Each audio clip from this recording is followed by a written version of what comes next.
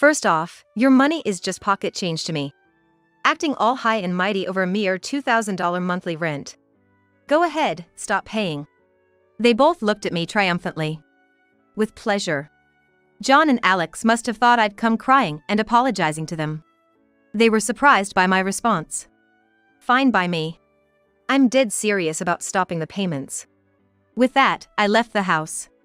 And that's how I cut ties with John, Alex, and the family. My name is Eleanor. I'm a 47-year-old. I married John 18 years ago.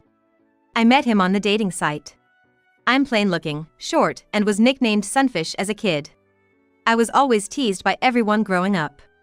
Because of that, I never had much self-confidence. For me, with low self-esteem, marriage was a distant dream. John always looked down on me from the start. He never treated me to a meal, not even once. We often split the bill, and I often paid.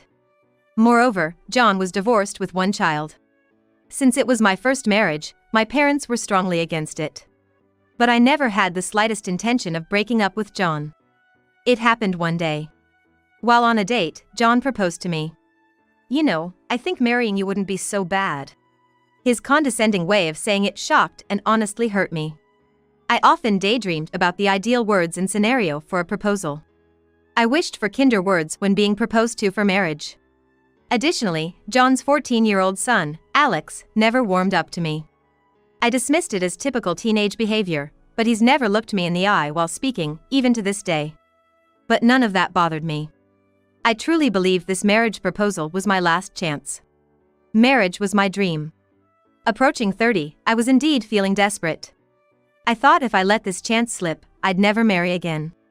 So, I went against my parents' wishes and married him. In hindsight, my parents were right.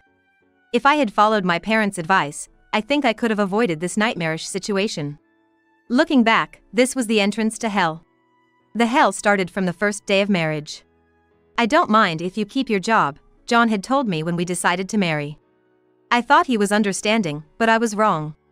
On the first day of marriage, John said something shocking. You'll pay the rent here.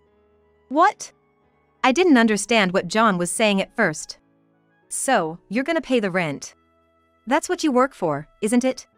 From John's tone, I could feel there was no love for me.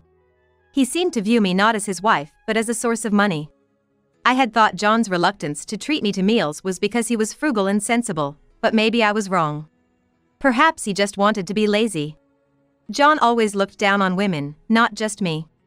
His failure in marriage was also due to Alex. He often said, just because you're a woman. Or, since you're a woman. Whenever John watched TV and saw a drama featuring a successful woman, he always badmouthed them. Being a woman and daring to be a doctor. I would never want to be a patient of yours if I were in need. John's complaints were usually when he had been drinking. And he never had the courage to say these things directly to someone's face, so he'd either mutter them to the TV or under his breath. Hearing this always made me feel terrible and lose my appetite. John was not just stingy, he was all for getting anything free. At local festivals, if they offered free local vegetables to early arrivals, he'd always send me to line up. He'd show up just in time to collect vegetables for both of us. He would sign up for every sample and free trial. And it was always my job to turn down the follow-up sales pitches and persuasions. John also loved to make complaints. If there was even a slight issue with a purchased product, he'd definitely complain. His complaints were not loud or aggressive, but persistent and time-consuming. John once made a complaint at a supermarket and spent hours grumbling, even causing a female part-time worker to cry. Since that incident, I haven't shopped at that supermarket. I'm too embarrassed to show my face. John's complaining wasn't limited to outside, he did it at home too.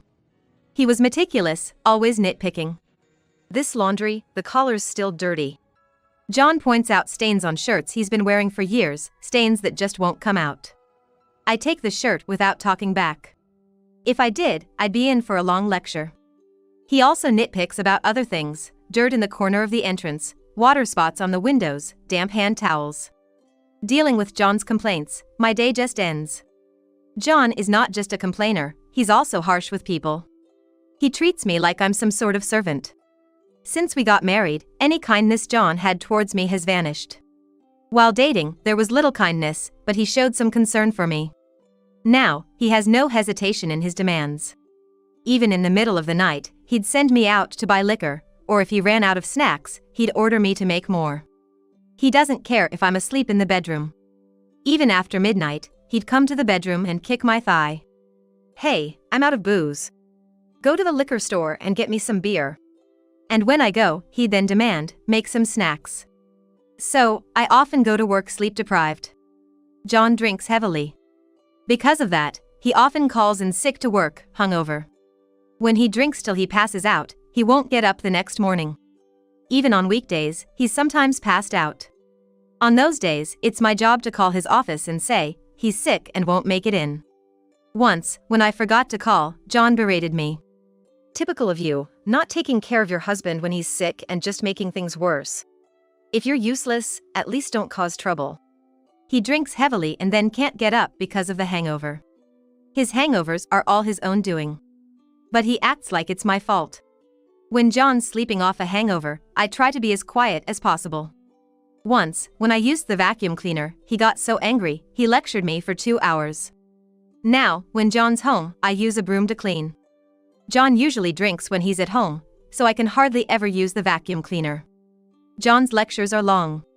This is because he repeats the same things over and over.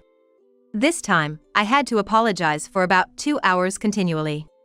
I was mentally exhausted from John's treatment, and it had become a habit for me to live in a way that wouldn't upset him. John would drink and lead a sluggish life. He cleverly used the company's policies to take time off. I was worried he might have been fired since he hadn't gone to work for so long. But when I expressed my concern, John muttered, "It's paternity leave." I was baffled about how he managed to get paternity leave for a high school-aged son. But I couldn't question it. John was skilled at interpreting the company's systems and policies in a way that suited him. He was self-indulgent, always finding excuses to take time off from work. He never did overtime or worked on weekends. He used up all his paid leave. Yet, he didn't plan family trips or anything. He mostly just lounged around at home, drinking. The most he'd do was go to a bar by himself. John's favorite phrase was, "I married you, didn't I?" Even if I didn't voice my complaints, if I showed dissatisfaction on my face, he'd inevitably say this. John could easily tell when I was unhappy. He was very sensitive about being seen in a bad light. This must be his way of navigating life. Our son Alex has handsome features and is popular among his peers. He brags about being scouted as a model. Like John, Alex is also harsh with me. He refuses to eat food he dislikes. Worse, if such food is on the table, he complains. Alex, too, complains persistently like John. Once, when I handed him socks that were inside out after washing, he complained for a week. Alex attended a public high school and his grades were above average. John didn't like spending money on anyone but himself and wasn't interested in Alex's education. He's going to have to work after he graduates from high school, John had declared. I wanted Alex to go to university when I thought about his future. I thought that without it, Alex might struggle in the future, so I decided to send him to tutoring. Knowing John wouldn't contribute, I decided to pay the tutoring fees from my income. However, this made our financial situation even tighter. John gave me some money for living expenses, but frankly, it wasn't enough. After months of trying to make ends meet, I asked John for more money. This request came after months of trying to make ends meet and realizing it was impossible despite all my efforts to cut back. John snorted and coldly said, "If you can't manage with the money I give, you're a failure as a wife. Figure it out." That was the end of the conversation. I could only hang my head. In the end, I decided to pay for the rent, Alex's tuition, and our living expenses from my income and savings. Alex started going to tutoring and preparing for the entrance exams. At first, he wasn't keen, but I persuaded him about the ease of university admission and job prospects. Additionally, I managed the study schedule, printed past exam papers, took care of health management, and frequently communicated with the tutoring teachers. I also helped in deciding on the desired university and supported the study process. The university admission results were checked online. I had a feeling that Alex wouldn't tell me the results. When I saw the results, I was so happy that I just slumped down on the spot. Thus, Alex was able to go to university. From the time show passed the university entrance exam until now, I haven't received even a single thank you from him. Alex isn't very expressive, so it was hard to tell if he was happy. He was proudly talking on the phone to his friends about being able to go to university. I got into university, man. It was seriously a breeze. I could hear him talking boastfully on the phone with his friends in the living room. He seemed happy, but his way of expressing it was demeaning to others, which unsettled me. When I told John about the university acceptance, the first thing he asked was, "How are you going to manage the money?" John hates spending money on anything other than himself.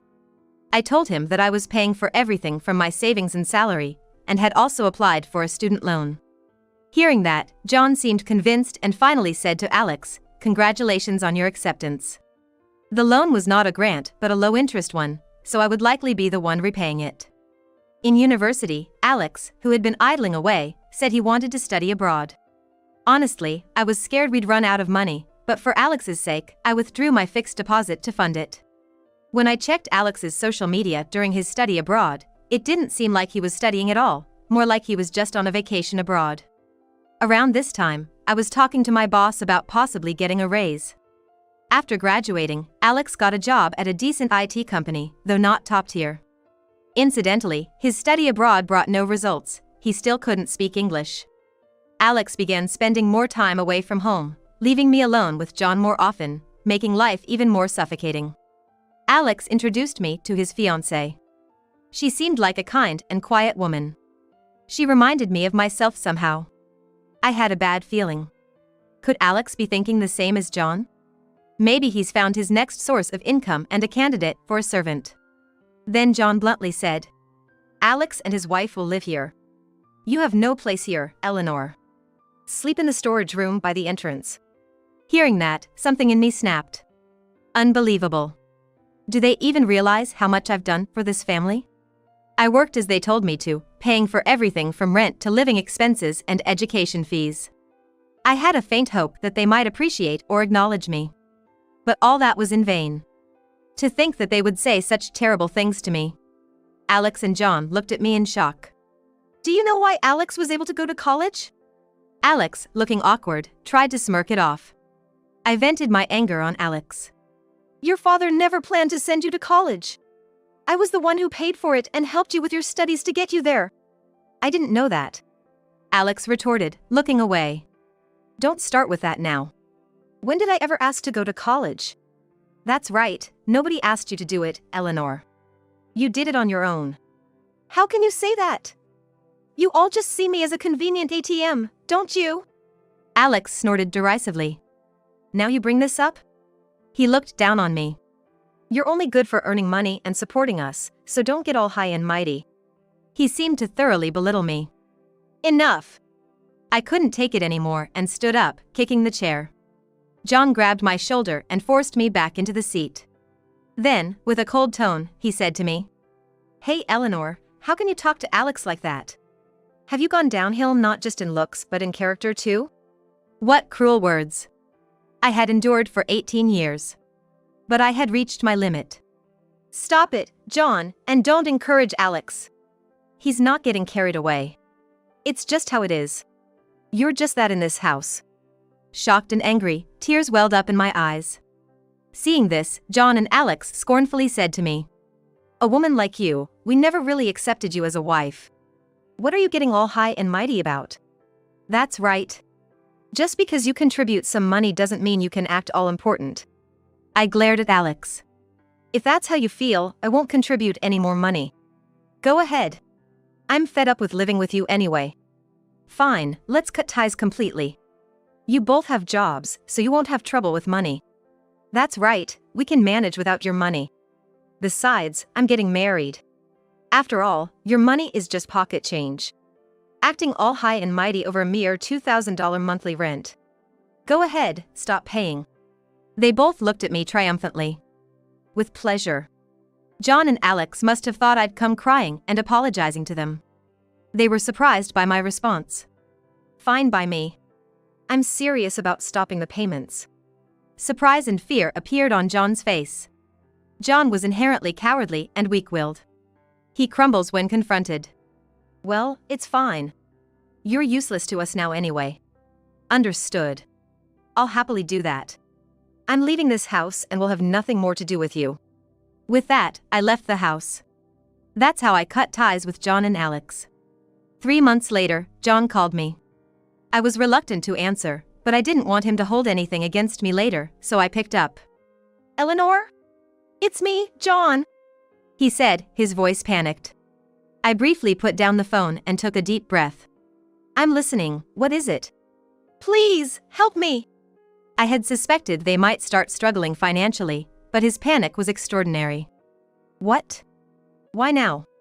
I thought I had cut ties with you all. I tried to stay calm and composed, even though my heart was racing. Don't say things like that. We're really in a tight spot right now. Can you just pay the rent again, just for now? We're family, after all.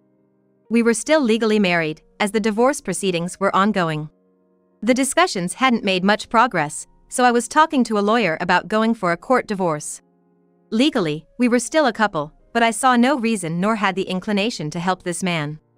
What are you talking about? Who was it that called my money just pocket change? I might have said that, but I'm really in trouble now. John's voice quivered, sounding tearful. However, I knew this was just an act, his way of trying to worm his way back in. He was attempting to ingratiate himself with me again. I was wrong before, I'm sorry. Please, we're in danger of falling apart as a family. Hearing his words, I could sense that John was indeed in trouble. I responded mockingly. Oh, right. Alex got fired, didn't he? And now he's spending his nights at the police station. Alex had been caught embezzling company funds and was under police investigation. John seemed shocked. He seemed shocked, at a loss for words. After a moment, John managed to speak. How did you know about that? More importantly, did you know Alex's company was recently acquired? The company that bought it is where I work. What? There was a sound of something dropping. Apparently, John had dropped the phone. John knew about Alex's arrest, but didn't know that my company had acquired his. I was working at a company making AI semiconductor chips, which decided to take over Alex's IT company. During the acquisition process, Alex's embezzlement came to light. Our CEO is strict about ethics and won't tolerate fraud. Immediately, criminal charges were filed, and most of the involved parties were arrested. The reason I started working at this company was when Alex wanted to study abroad. That's when I asked for a raise. The person who listened to me then was my manager. He was talented and had led several developments leading to patents. He told me he was about to start his own company. I can't fully utilize my abilities if I stay in the current company, he often lamented. This manager invited me to join his new venture. The salary might be low initially, but we will surely succeed, he said passionately. I believed this person would definitely succeed, so I decided to change jobs without consulting John. In fact, at that time, I was not only avoiding consulting John, but also avoiding speaking to him altogether. I thought I could manage for a while with my savings and severance pay. Initially, the salary at the new company wasn't much. But as we obtained several AI-related patents, the company's performance soared. The CEO praised me for making operations run smoothly and for aiding in the smooth progress of development.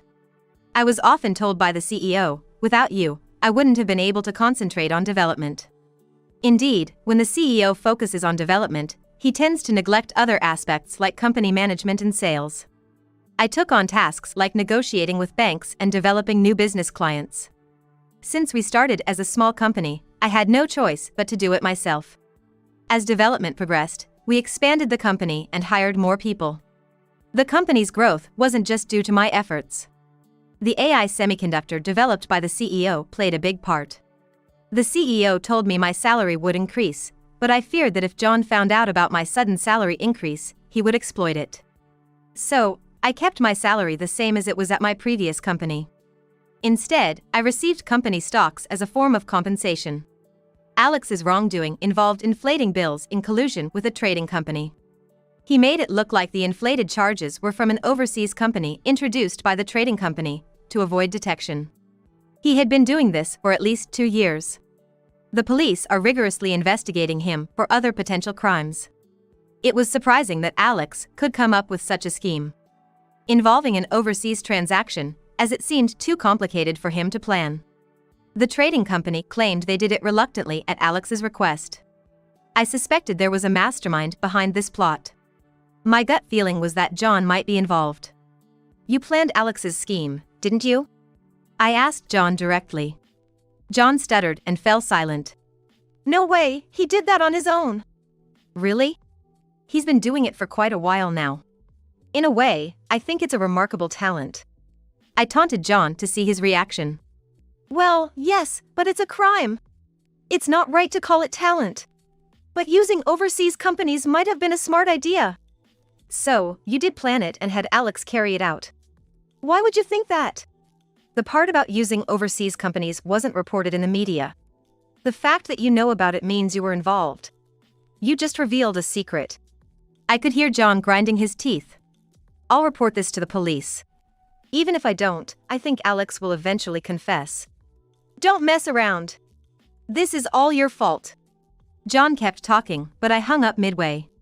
I didn't want to talk to John anymore. After that, he called several times, but I ignored all of them. I understood that they were in trouble with Alex's arrest. But John had his own income. I couldn't fathom why they were so desperate for money. 3 months later, I got another call from John. I ignored it at first, but I needed to retrieve some belongings from the house, so I called John back. John said he wanted to meet because it was too much to discuss over the phone. I agreed and decided to visit the house. The next day, I went to the house where I had lived until. It was clear that the house had fallen into disrepair. Nothing seemed to have been maintained. The pathway to the entrance was covered in fallen leaves and stained with water spots. Even the doorbell didn't ring when I pressed it. Maybe it was broken. When I grabbed the doorknob, the door opened. It wasn't locked. As I stepped inside, a stale smell hit my nostrils. It was likely the smell of rotting garbage. They hadn't even taken out the trash. I called out loudly for John. After a while, a hoarse voice replied, and the door to the living room opened. I recoiled at the sight of the man who appeared. The man who appeared was emaciated, with sunken eyes, patchy and completely white hair. His complexion was unnaturally yellow. I stared at him, unable to recognize who he was. Then the man spoke. It was John's voice, to my surprise. Could a person change this much? John looked at me, his eyes widening. You seem different somehow. Do you think so? But this house has become quite neglected. John snorted and went back to the living room. I followed John into the living room and was shocked by what I saw. The room was littered with garbage. The room was littered with garbage, more like a trash house than just a messy one. John seemed unconcerned and sat down at the dining table. I attempted to sit too, but the table was cluttered with dirty dishes and glasses. Reluctantly, I carried the dirty dishes to the kitchen, which was also in a terrible state. The kitchen was also in a terrible state, but I chose to ignore it for now. After some tidying up, I sat down at the table, and John handed me an envelope. It had a hospital's name printed on it. Curious, I looked inside and found a medical report. It was John's diagnosis. I've got hepatitis. John spoke weakly. He used to drink heavily every day. I thought it was only a matter of time before his liver was affected, and now he had developed alcoholic hepatitis. He probably couldn't drink anymore. And a full recovery might be difficult. I read through the medical report. It also mentioned diabetes. I looked closely at John's face. You also have diabetes. With these levels, it's likely you have cirrhosis too. You figured it out. It's probably cirrhosis. John said, looking down. Should you even be here? Aren't you supposed to be in the hospital? Yeah, I wanted to talk to you, so I snuck out. This might be another one of John's strategies. Showing me this filthy house instead of a hospital, trying to gain my sympathy. I could see his sly intentions. I don't feel sorry for you at all. You guys turned this house into this mess, and I don't live here anymore. John's face darkened. You've changed. You seem stronger. Failing to elicit my sympathy, he now tried to flatter me. I couldn't quite gauge John's true intentions. Then, John began to talk about what had happened in the past 3 months. He said they lived normally for a while after I left. Alex's fiancée used to come twice a week to do housework. But then, Alex had a falling out with his fiancée, and they lost all contact. John and Alex didn't understand why she suddenly stopped communicating. Of course, they didn't. I had contacted her and strongly advised her to cut ties with Alex. She moved out, changed her phone number, and now lives in an apartment run by my acquaintance. I didn't want Alex's fiancé to end up like me. I met with her several times, explaining how despicable John and Alex were. Thanks to that, she woke up to Alex's vile nature and cut off all contact with him. Pretending to know nothing, I encouraged John to continue. Then, the house quickly became filled with garbage. It was no surprise, as I had been meticulously cleaning and taking out the trash every day. John coughed hoarsely. It was a wet, unpleasant cough. I took a mask out of my bag and put it on my face. Then came Alex's incident. This was also discovered by my company's investigation. After that, John's salary was their only source of income. Still, John seemed unable to break free from his lazy lifestyle. I looked around the room. There were empty liquor bottles and beer cans everywhere. It was clear what kind of life he led. In the end, I stopped making payments. The monthly rent of $2,000 must have been a heavy burden for John. John said with a trembling voice. It's been 3 months since that phone call. Why won't you help me? Isn't this too much? Where's the reason to help you? Tell me, why should I? We're still married, aren't we? Alex is in trouble too. Don't you want to help him? John clearly doesn't grasp what he has done to me. He's still selfish. Yes, exactly. I don't have the slightest desire to help you. John glared at me but soon looked down, defeated. Then, he looked up at me, begging. John's face twisted into a distorted smile. Your company is loaded, right? They even bought out Alex's company. They must be raking in profits. So, use that money to sort this out. I sighed deeply. That's not my money. It's the company's money. You can't differentiate between personal and company funds, that's why you got into this mess. You should study more. But our family is in trouble. Help us out. We're not family anymore.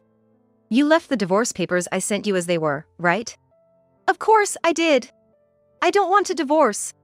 I tore them up every time. I looked at John coldly. I've consulted a lawyer, and we're proceeding with a divorce through court. Normally, there would be mediation and discussion, but with the evidence of domestic violence and financial exploitation from John and Alex, I was able to take it to divorce court. John kept his head down, grinding his teeth. I said we're cutting ties. And you only contact me when you're in trouble. It's too convenient for you.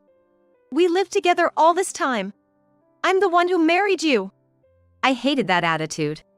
Always looking down on others but groveling before those stronger than you. You're the worst. That's too harsh. I've gotten sick. And it's an incurable disease. You could be a bit kinder to me. John looked up at me, trying to appeal with a pitiful face. There's no way I'll do that. You're probably just trying to sweet-talk me into being a donor for a transplant, but there's no way I'm doing that. John's expression vanished from his face. And you're going to be arrested by the police and end up in prison. You really told the police? John rose, pointing a finger at me. Of course I did. In the distance, the sound of a police siren could be heard. I stood up. John held his head, groaning inaudibly. I've cut ties with you. I have no intention of helping you. Pretending to be family only when it suits you. No matter how much you struggle financially or how miserable your life becomes, it has nothing to do with me. Go to hell, you scum. I left the trash-ridden house I had become accustomed to behind. John was arrested and received a guilty verdict. He's serving time in a medical prison. According to the lawyer, he's developed liver cancer from cirrhosis and doesn't have much time left. He'll likely spend the rest of his life in prison. I hope John reflects and atones for his sins. Alex confessed during interrogations that it was all John's plan. Alex tried to shift all the blame onto John. However, his contradictory statements were soon exposed, revealing his lies. The American police are quite capable. Given Alex showed no remorse, he received a severe prison sentence. His appeal was quickly rejected, and now he's incarcerated. Alex will have a hard time after release, with company repayments and alimony to his fiancée. He might even find prison more comfortable. Since standing up to John, I feel like a weight has been lifted off my shoulders. I'm out and about more for work, and at the president's suggestion, I switched from glasses to contact lenses. Meeting more people, I started paying more attention to my appearance. Realizing that my attire affects others' attitudes, I began frequenting department store cosmetics sections, a place I once avoided. Places I would never have visited in the past now feel different. Initially intimidated, I learned not only about makeup but also about speech and posture, realizing the importance of appearance. Now, I dedicate time to grooming myself. I've noticed men looking my way more often, a new and curious experience for me. I used to be the one who averted my eyes, but now it's a curious feeling to see others do the same. My company has continued to grow steadily, and I have been appointed as an executive. Recently, in an executive meeting, the president announced his desire to focus on development and his intention to resign. Amidst the commotion, he nominated me as his successor. Surprised at first, I received blessings from all executives. Since then, my life has been filled with unfamiliar tasks and a hectic schedule. My days are busier but much more fulfilling than before. Thus, I've regained confidence and am enjoying life to the fullest.